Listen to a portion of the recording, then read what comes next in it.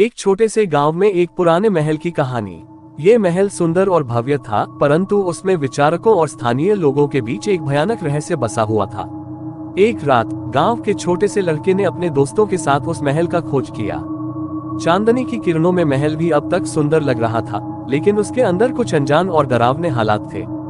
महल के अंदर अचानक अद्भुत और अनोखे चीख पड़ी, जो उन्हें दहशतजनक लगी। वे डरकर पीछे हटने की कोशिश करते हुए दीवारों से टकरा गए, लेकिन उनके सामने एक भूत था जो चेहरे पर मुस्कान लिए हुए उन्हें देख रहा था। कौन हो तुम? लड़का डर से पूछा। तुम कौन हो और यहाँ क्या कर रहे हो? मैं इस महल का एक राज हूँ, जो इतनी दिन से यहाँ छुपा हुआ था। मेरी मौत यहाँ पर एक शरारती लड़के के वजह से हुआ था, जिस कारण मैं यहाँ इस घर पर भटकता रहता हूँ, और मैं उसे लड़के का बदला लेना चाहता हूँ।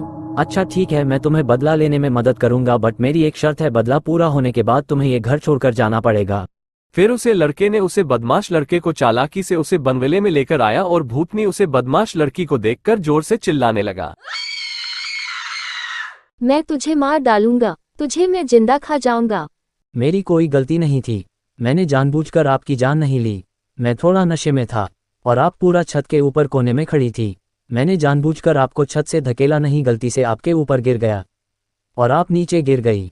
मुझे माफ कर दो, मुझे माफ कर दो, मुझे माफ कर दो मैम, मुझे माफ कर दो। मैं जब लड़के ने अपनी गलती स्वीकार की, उसके बाद भूत ने क्या गुस्सा ठंडा हुआ और फिर भूतनी ने सबको माफी मांगी, और फिर उसकी आत्मा उसे घर से गायब हो गई और मुक्ति पाकर चली गई।